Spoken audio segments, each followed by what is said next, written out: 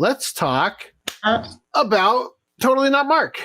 So you guys recall, Toei struck 150 plus of his videos.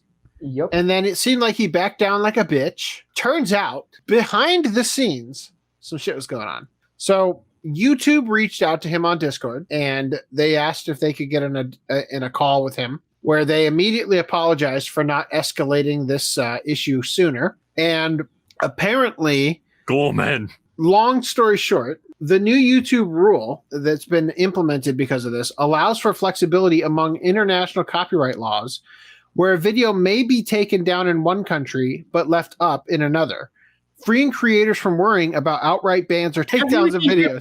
In practice, this means videos are more likely to remain up in countries like the US with stronger fair use allowances. So yeah, basically, YouTube decided that in order to stop Toei, look, YouTube's policy says in plain fucking English, if you break the terms, like if you abuse the DMCA takedowns, your right to use it will be revoked. But why is Toei still getting cool? Toei is a multinational corporation of sorts, or whatever you want to call it.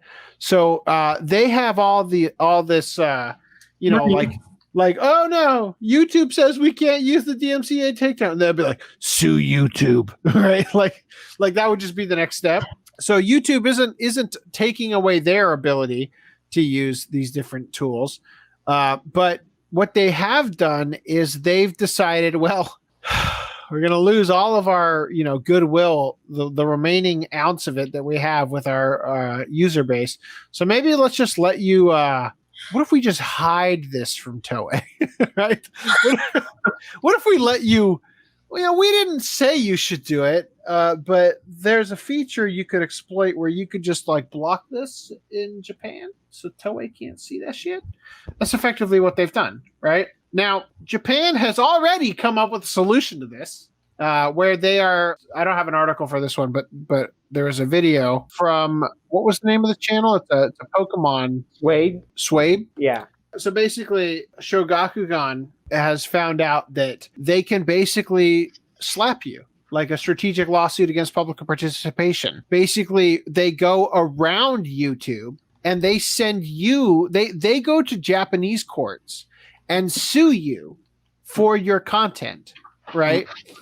For a ridiculous amount of money. It's like, it's small enough that you could pay it, but big enough that it would sting a little bit, right? So like $800, right? Like you could pay it, but it would hurt, right? And by paying it, you admit guilt, number one. Oh. Right?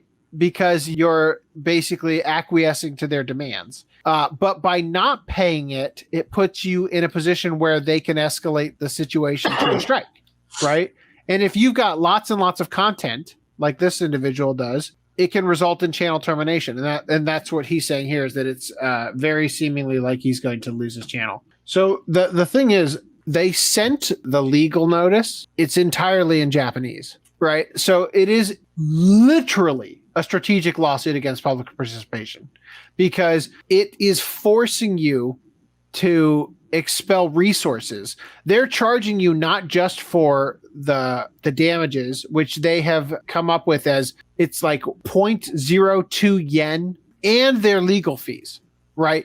So if you escalate things and they have to come after you in a greater capacity, then their legal fees are going to get much, much bigger, and you're going to be on the hook for them. So this is actually the route I was telling you guys earlier. I'm surprised that Japan didn't figure this out sooner, because I've always worried that this would be the way that they went, and now here we are. So it's very unfortunate.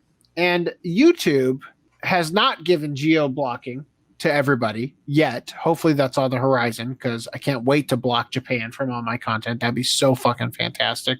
Even though Content ID will almost certainly still catch everything and allow them to block things, but at least they can't manually go in and decide to, whatever.